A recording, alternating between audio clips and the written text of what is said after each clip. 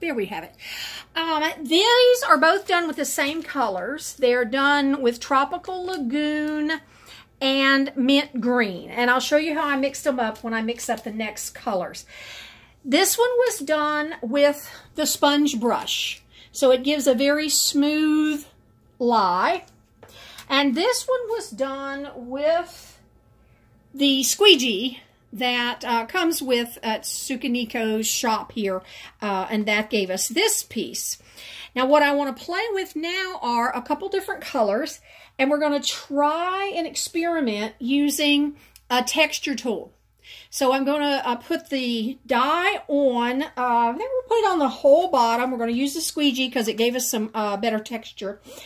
And then we're going to use the texture tool and just see what happens. That should be fun. So I'm going to go ahead because I didn't a minute ago, and I'm going to put my apron on, which is always handy to do. Now you want to, with Tsukineko, when you use the shaving cream, you want to use an El Cheapo brand. They recommend Barbasol because they say it is the cleanest. It has the least additives and, you know, smoothers and all the crazy stuff people have now in their shaving cream. So you just want pure old shaving cream. I tried it in a bowl, which it looks like in their directions, but I tried it in this bowl and I didn't like, I couldn't get it in or out. So I've switched over to a little plate and we'll see how that works. So I'm going to come down here. So y'all just bear with the fingers and the moving, if you will. There we are. And the colors I'm going to use right now are going to be lemon yellow and wisteria, which is a purple. So we'll shake them up just a little bit. I don't know if you're supposed to or not, but hey, I shake everything. We get little teeny tiny pipettes that you can get with the dyes. But I'm going to be using these large ones today. So just pick up a little bit of dye. And then you're just going to add some drops to, and obviously this is not, you know, the exact right one because it came out in a blob. But there we have it. Okay, so there's our yellow. Best practice, seal them up. And now let's add the wisteria. This always makes me think of Mardi Gras. Oh, that was way too much, girlfriend. Get a little overexcited there. All right, so we're going to just add some drops. This is a pretty purple. Oh, now, isn't that fun? Now we have splotches. Yay, team. Okay. And I'm going to go ahead and, I'm going to go ahead and do it again. So let's put the lid on it. I had mixed it before with the end of a spoon, but I think I'm going to use this. So you don't want to over mix the colors at this point, or it'll just be whatever purple and yellow create when they're all blended together, but you won't get the pretties on the pattern. So, all right, I think that's going to be good enough. So we're just going to pick some up and lay it down. And I'm going to go over it again. I want to, I realized I was too frugal with my other samples, which is why I want to do them first before we recorded, because I didn't end up with enough shaving creamed ink to do any swirls or anything. So that's why I want to go ahead and get us a little more. Now see, we're almost turning pure yellow here. So let's see what we can get down here. It's all one giant experiment, so you just want to have fun. Another thing you can do is actually move this piece, kind of doing a swirl, you know, kind of sort of this idea. There we go. And I haven't tried these other wavy edges. Now, seeing here that, you know, I don't have any color at all. So I'm just going to take some, oh, y'all don't know what I'm doing. I'm just going to take some back off and pick it back up and swirl it there. There we go. All right, I haven't used these edges for this, so let's just try that right here. We'll try that one, and then I want to do this kind of a, let's do that one there. Now think about this. This is the same as you're creating your own hand-dyed fabric, and then we wanted to test this little rake. See if we can get anything interesting from it. And you can, because now all over this is going to be different. So we may, in fact, I'm being kind of inspired to go ahead and come back down this way. Now, as I'm picking up a glob, I'm just going to go ahead at this point and just put it back. I was going to put it on the plate, but actually the this is laying in my way, so I'm putting it on it. There we are. So I'm just going to put it on there. Because you can cut this up. You can do anything you'd like with it once you've completed it. Now, the secret to this ink, it is color fast once it is heat set. We're going to remove all of the shaving cream at one point. You do not wash it before you've heat set it. So if you're impatient and you want to see what your design is and keep working on it before it gets completely dry, just lay another piece of fabric on top and you can hit it with the iron, or you can let it sit, and once it's dry, then again hit it with the iron, and then you are free to wash it in whatever temperature or type water is suitable for the fabric. So that's what I love about this Tsukineko, which starts with a T, so you know I have a hard time getting that out of my mouth properly. I'm just cleaning up some of the stuff off of the squeegee. I have wanted to dye fabric forever and ever, and yet the thought of needing gas masks and having to be outside and just on was like, never mind. So I'm so happy I found this. So you can leave this on as long as you want. The longer you leave it on, the more dye will soak into the fabric. But let's uncover and see what we've got. So we're just going to take off and then just rake it back in.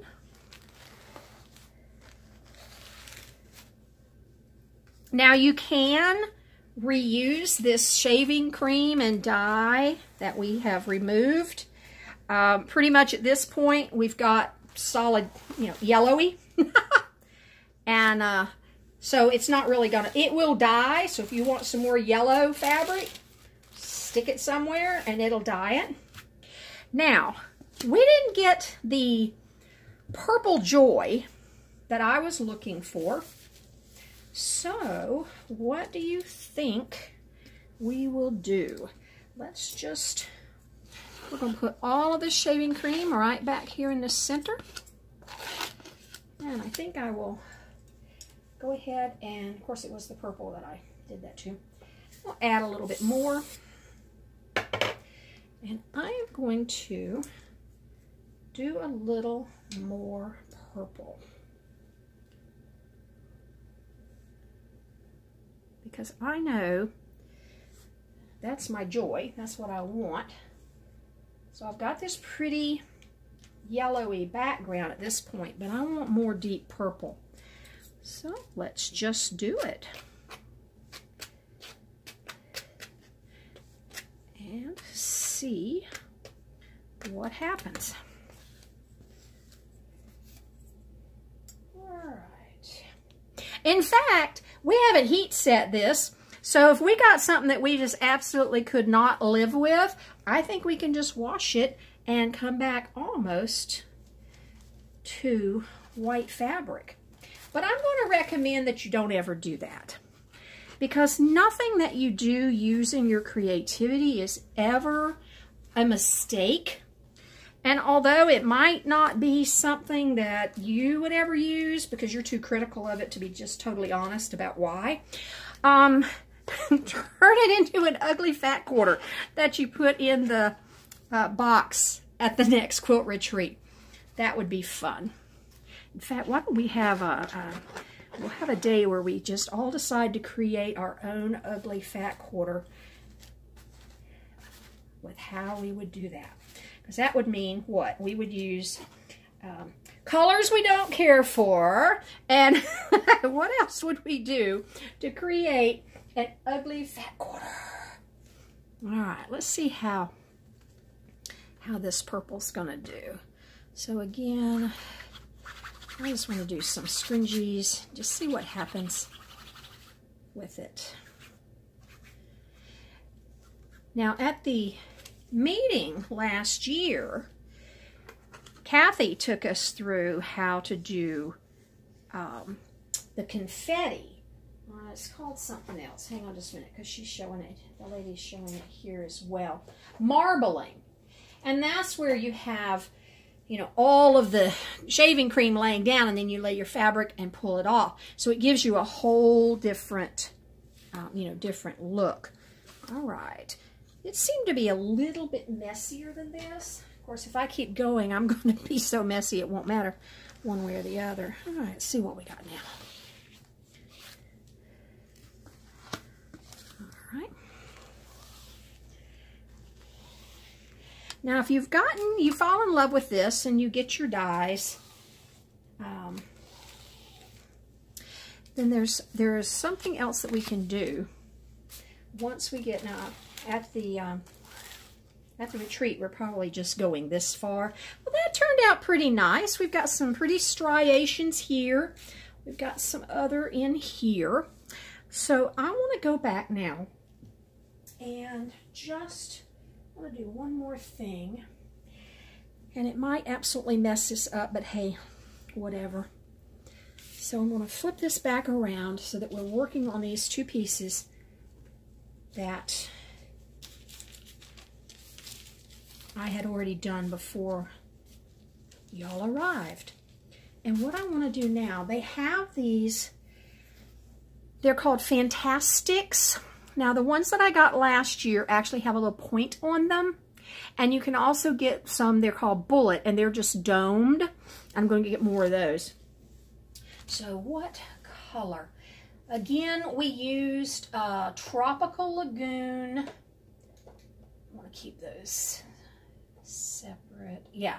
So Tropical Lagoon and Mint Green. See, the Lagoon just, you know, took over the green. So I want to do... I'm going to try what would happen if we add, and I don't think y'all can see that. Let me put up just a second and then I'll bring you right back down.